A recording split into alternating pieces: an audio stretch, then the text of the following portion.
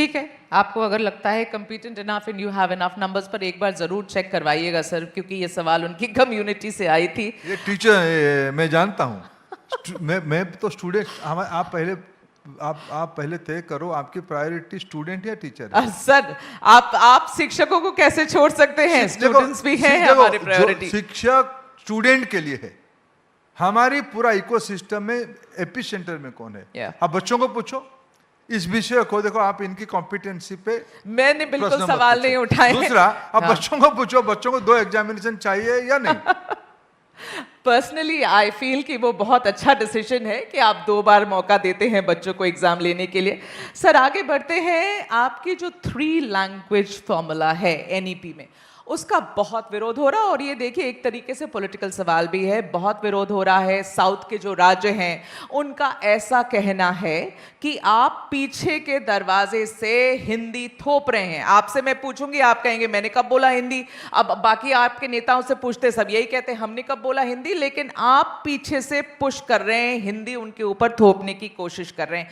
मेरा सवाल यह है सर, ऐसा है कि जब ये भाषा की बात आती है ना, तो it every time it becomes south versus north या उत्तर वर्सेस दक्षिण हो जाता है। ये हमारे फेडरल स्ट्रक्चर, हमारे सरकार के लिए अच्छी बात नहीं है। तो आप अपनी स्थिति क्यों नहीं क्लैरिफाई करते हैं इस पर? एकदम ही अश्योरेंस दीजिए कि आप कभी भी नहीं बोलेंगे कि हिंदी थोपना है। मेरे को लगता है सिर्फ एबीपी दिखते और कुछ दिखते ही नहीं हो।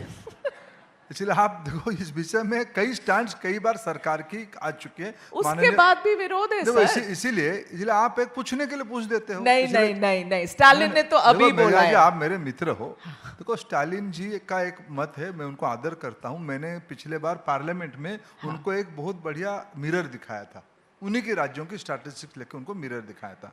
एक तो मैं 2-3 विषय क्लैरिफाई करूं कि इस बार नेशनल एजुकेशन पॉलिसी बहुत स्पष्ट कहा है, किसी भी भाषा को किसी भी राज्य के बच्चों के ऊपर थोपा नहीं जाएगा। ठीक है। 3 लैंग्वेज फॉर्मूला पहले भी था, अभी भी है, एक्सेप्ट तमिलनाडु।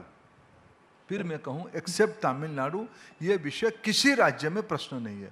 मैं अगर पिछले पार्लियामेंट सेशन की डिबेट में 2 लोगों को कोट करूं, उस समय जो डिबेट आई थी, मैं चंद्रबाबू नायडू जी को कोट करना चाहूंगा। चंद्रबाबू नायडू जी ने कहा कि मेरे राज्य के बच्चों को मैं 10 भाषा पढ़ाना चाहूंगा।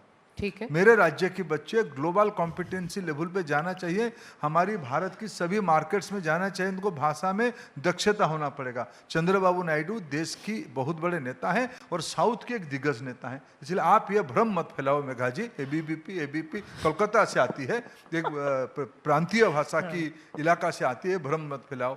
दूसरी, आदरणीय सुधा मूर्ति जी राज्यसभा में अपना बयान देते हुए कहा, जो अपने आप में देश की एक कई मायने की आइकॉन है, वुमेन लीडर है, मोटिवेटर है, टेक्नोक्राट्स है, आदरणीय नारायण मूर्ति साहब की धर्मपत्नी, उन्होंने कहा कि मैं खुद बहुभाषी हूं, मैं 7 लैंग्वेज जानता हूं और बच्चों को लैंग्वेज जानना ही चाहिए। ये दूसरा साउथ की है। तीसरी बात मैं कहूं, तमिलनाडु की स्टैटिस्टिक्स में कहूं, आपको मालूम है तमिलनाडु की स्टेट बोर्ड की स्कूल्स में 3 भाषा पढ़ाए जाते हैं।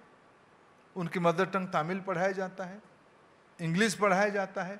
उस राज्य में 3rd लैंग्वेज तेलुगु पढ़ाया जाता है, 3rd लैंग्वेज उर्दू पढ़ाया जाता है, 3rd लैंग्वेज कन्नड़ पढ़ाया जाता है, 3rd लैंग्वेज मलयालम पढ़ाया जाता है, 3rd लैंग्वेज पैसा ज़्यादा खर्चा करके लोग हिंदी पढ़ते हैं। स्टालिन जी को थोड़ा अपना एक सोचने का प्रॉब्लम है, वो सारा चीजों में एक विक्टिमहुड की प्ले करना चाहते हैं। दिल्ली को गाली दो, हिंदी को गाली दो, ये 60s में था, अभी जमाना बदल चुका है। मैं इस बार की तमिलनाडु बोर्ड की एक लड़की, बिहार की गरीब घर की लड़की, तमिलनाडु में बस के तमिल लैंग्वेज में अव्वल नंबर लेके आई है।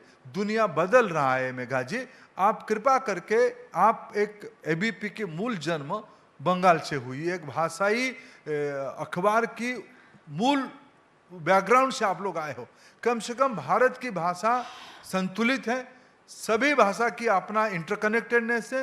ये तथाकथित त्रिभाषी फॉर्मूला को विरोध करना एक राज्य की राजनीतिक पैंतराबाजी है। ठीक है, जवाब तो आप बहुत बढ़िया देते हैं सर। ऐसा है कि स्टालिन ने ये कहा है कि आप पीछे से आर्म ट्विस्ट करते हो। आपको जो MOU NEP साइन करना है, अगर वो उन आपके टर्म्स पे साइन नहीं होगा तो जितने पैसे उनको मिलने हैं इसके लिए वो भी नहीं मिलेंगे। अपने स्पीचेस में बोलते चलते चलिए, मैं आपकी जवाब मानती हूँ कि स्टालिन ही राजनीति कर रहे हैं, पर धीरे से तो फडणवीस जी ने भी कोशिश करी थी ना कि हिंदी को ले आओ। क्या हुआ?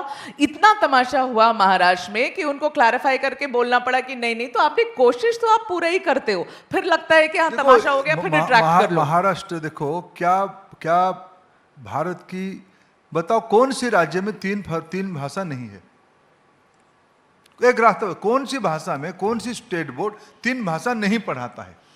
एक चौनस बन चुकी है तीन भाषा। मेरे बताओ ना, मैं आपको जानना चाहता हूँ, शायद मेरे जानकारी नहीं होगा, मैं आपको पूछना चाहता हूँ, भारत की कौन सी राज्य में तीसरी भाषा नहीं है? अभी NEP ने कहा कि उन तीन भाषाओं में दो भाषा भारतीय होगा जी। पहले हायर एजुकेशन में कुछ जगह पे ये था, तीसरी तीन लैंग्वेज में दो भाषा फॉरेन की भी हो सकती है। इतना ही NEP ने कहा कि दो भाषा भारतीय होगा। आपकी मदर टंग हो सकता है, आपकी और कोई भाषा हो सकता है, संस्कृत हो सकता है, उड़िया हो सकता है, पंजाबी हो सकता है, मराठी हो सकता है। ये सारा विषय स्टूडेंट के ऊपर है, स्कूल के ऊपर है। हमें पॉलिसी फैसिलिटेशन करना है, इसमें से राजनीतिक विद्वेष नहीं करना है। भारत में अगर हम आज मैंड्रिन सीखते हैं, अगर आज हम जर्मन सीखते हैं, अगर हम हिब्रू सीखते हैं, अगर हम जापानीज सीखते हैं, तो हमारी कॉम्पिटेंस लेवल बढ़ता है। अगर भारत की बहुसंख्यक भाषा जो है उसको सीखने में, इसलिए कभी मजाक में साउथ की और एक बड़ा नेता, उप मुख्यमंत्री आंध्र के पवन कल्याण जी ने कहा कि जिन लोगों को साउथ की स्टार्स को अपना मूवी हिंदी में चलाना है क्योंकि रेवेन्यू चाहिए, लेकिन हमें तमिलनाडु में हिंदी को अपोजिशन चेक में अपोज करना है, ये पॉलिटिकल डबल स्टैंडर्ड है। ओके, आपसे चलिए एक ऐसा सवाल पूछती हूँ सर, शायद आप थोड़े खुश हो जाएं, आप अनॉय हो रहे हैं मेरे सवालों से, लेकिन ऐसा है नहीं, आप आपका काम कर रहे हो, आप मेरे से अनॉय मत हो जाए मेघा जी।